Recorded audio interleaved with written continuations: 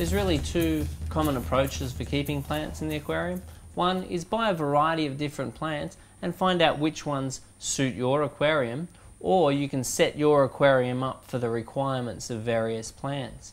Now remember that no aquarium is really going to suit all different types of plants.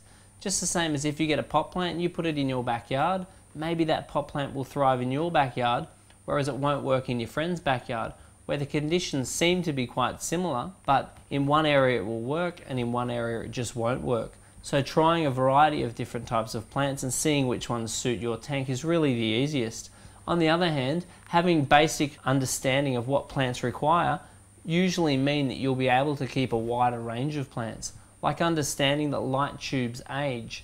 Generally 6 to 9 months of a light tube, and you usually want to replace it because the gases in the light tube actually burn out and lose intensity and spectrum. So if you don't have adequate intensity and spectrum, some plants simply won't grow.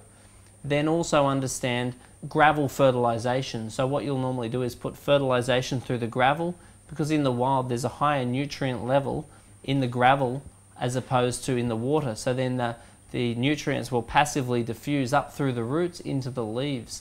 So putting fertilization through the gravel will definitely help your plants and increase the amount of iron in the water.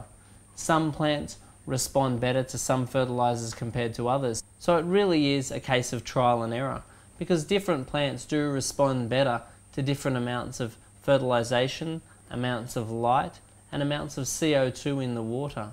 So if you have an aquarium with a lot of aeration, with not many fish, and a lot of plants, you might find your plants tend to suffer because there's not enough carbon dioxide in the water. On the other hand, if you have lots of fish and lots of plants, that probably won't so much be the case. And then on the extreme, if you have heaps of light over the aquarium and your demand for CO2 is very high, you can even think of using things like CO2 injection units, which will actually put CO2 into the water. So what I'm really saying is experiment with lighting, carbon dioxide and fertilizer to see what results you get out of the plants that you wish to keep in the aquarium. One really simple little key if you want to keep plants: don't keep fish that eat plants.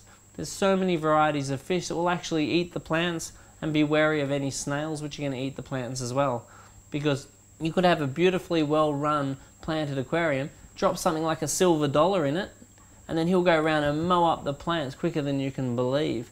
So when you've got a planted aquarium, you really want to watch the fish that you go in. Ask before you buy them, does this fish eat plants? Because if it eats plants, the effects could be quite disastrous. Also be aware that a lot of the plants which are commercially available are actually not true aquatic plants. So therefore you take them home and they don't live for a relatively long period of time. If you want to have success with your aquarium, it is important you do get true aquatic plants, so then they have hope from the start.